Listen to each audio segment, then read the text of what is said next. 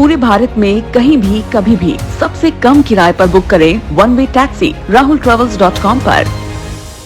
और आज बुलेटिन का आगाज आज की सबसे अहम खबर के साथ। राजधानी रायपुर से यह तस्वीर और खबर हमको मिली। आपको पता ही है कि झारखंड में सियासी उथल पुथल का दौर जारी है। सीएम हेमंत सोरेन की विधानसभा सदस्यता खतरे में है और महागठबंधन के विधायकों को टूट से बचाने के लिए रायपुर के रिजॉर्ट में रखा गया है। विधायकों को यहां जिस रिजॉर्ट में ठहराया गया, आज उसके बाहर मीडिया का जमावड़ा फिर बढ़ा। झारखंड के विधायक पहली बार मीडिया के सामने आए और झारखंड महागठबंधन के विधायकों ने किस अंदाज में अपने आने का मकसद बताया, पीड़ा व्यक्त की, आपको दिखाते हैं।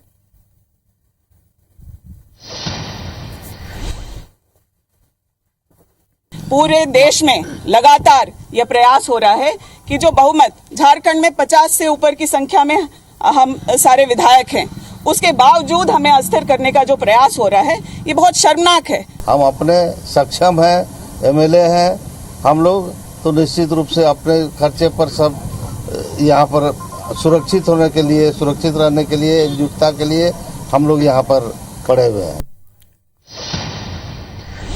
तो झारखंड के विधायकों के सामने आने का मकसद था लगातार हो रही आरोपों की बौछार कि विधायक यहां रुककर एक तरह का पर्यटन कर रहे हैं। एक तरफ महागठबंधन के विधायक आज मीडिया के सवालों का जवाब देने के लिए सामने आए, लेकिन सवाल ये उठता है कि अब झारखंड में क्या क्या हो सकता है। जरा इस बात को डिकोड करें, अगले कुछ घंटों या दिनों की क्या स्थिति बनेगी। आज झारखंड में सियासी संकट के बीच सोरेन कैबिनेट की मीटिंग हुई है। सरकार ने 5 सितंबर को विधानसभा का सत्र बुलाया है। सरकार की ओर से बताया गया कि एक दिन का मॉनसून सत्र छूट गया था, जिसे 5 सितंबर को फिर बुलाया। यह माना जा रहा है कि इसके जरिए सरकार दिल्ली की केजरीवाल सरकार की तरह खुद ही विधानसभा में विश्वास मत पारित कर सकती। कैबिनेट मीटिंग में ओल्ड पेंशन स्कीम लागू करने को मंजूरी दे दी गई। यह आज से ही लागू होगी। बैठक में कुल 25 प्रस्तावों पर बात और स्वीकृति मिली है।